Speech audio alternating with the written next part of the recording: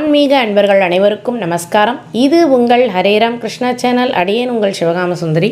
இன்றைக்கி நம்ம சேனலில் ஆலயங்களினுடைய சுவர்களில் நம்ம பார்த்துருப்போம், சிவப்பு வெள்ளை வர்ணம் பூசப்பட்டிருக்கும்.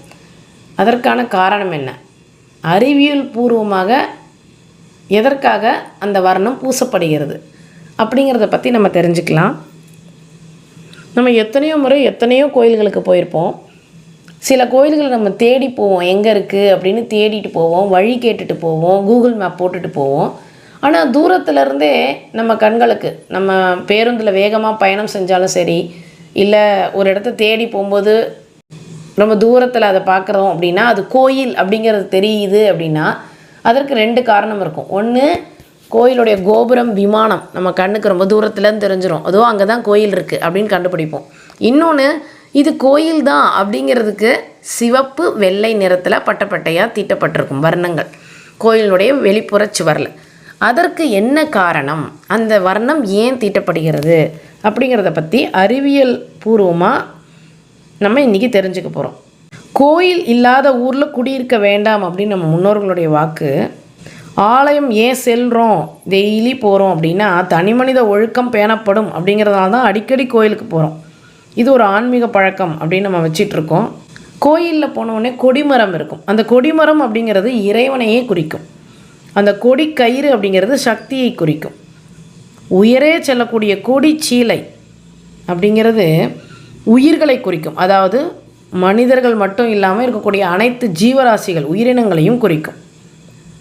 நந்தி அப்படிங்கிறது தர்மத்தை குறிக்கும். நந்தி போல் பல்வேறு வாகனங்கள் இருக்கலாம், அந்த வாகனங்கள் தர்மத்தை குறிக்கும். கர்ப்பகிரகத்தில் இருக்கக்கூடிய இறைவன் எப்போதும் தர்மத்தையே பார்க்கிறான் அப்படிங்கிறது அர்த்தம். இறைவனுக்கு நேராக நந்தி பகவான் இருப்பார், வாகனம் இருக்கும். இறைவன் என்னவோ அதனுடைய வாகனம் வெளியில் கொடிமரத்துக்கு பக்கத்தில் அந்த வாகனம் இறைவனை பார்த்த மாதிரியும் இறைவன் வாகனத்தை பார்த்த மாதிரியும் இருக்கும்.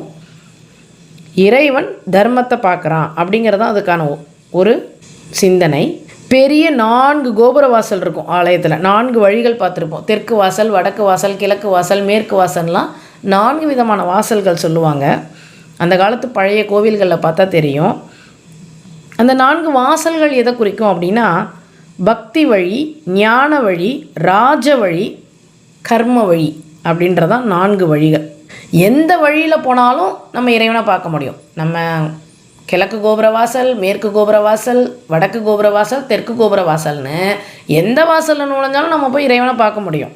அந்த மாதிரி இந்த 4 வழிகளுமே இறைவனை அடைவதற்கான வழிகள் தான். இங்கே 4 வாசல் வைக்கப்பட்ட ஆலயமானாலும் கர்ப்பகிரகத்துக்கு ஒரு வாசல் தான்.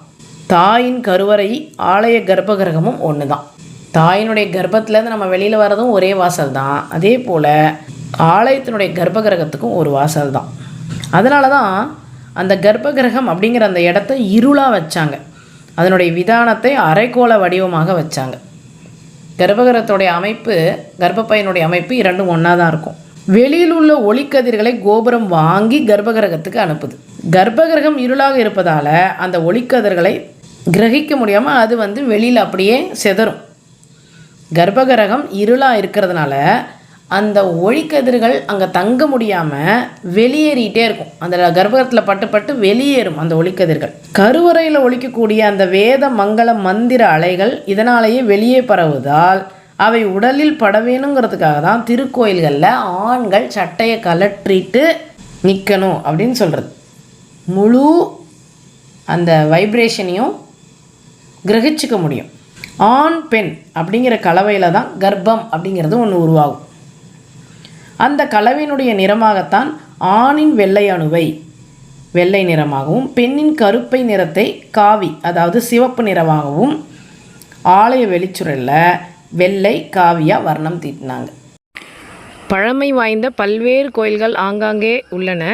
அந்த கோயில்களுக்கு பல ரிஷிகள், முனிகள், அடியார்கள் சென்று அங்கு வழிபட்டு தியானம் செய்ததால் நாமும் நம்மளுடைய பாதத்தை அங்கே பதிக்கும் பொழுது அவர்களுடைய நேர்மறை எண்ண அலைகள் நமக்குள்ளும் சக்திகளாக ஏற்றுக்கொள்ளப்படும் அப்படிங்கிறதாலையும் நம்ம ஆன்மாதான் கடவுள் அப்படிங்கிறத உணர்ந்து நம்மளால் அமைதியான ஒரு இடத்துல தியானம் செய்ய இயலாததால் கோயிலுக்கு சென்று உருவ வழிபாட்டை மேற்கொண்டு அங்கு அமர்ந்து தியானம் செய்து பக்தி செய்து நாம் பலன் பெறுவோம்.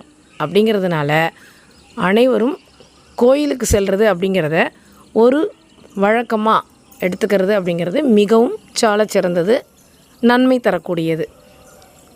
அதனால் அனைவரும் கோயிலுக்கு செல்வோம், இறைவனை வழிபடுவோம், பக்தி செய்வோம், பலன் பெறுவோம்.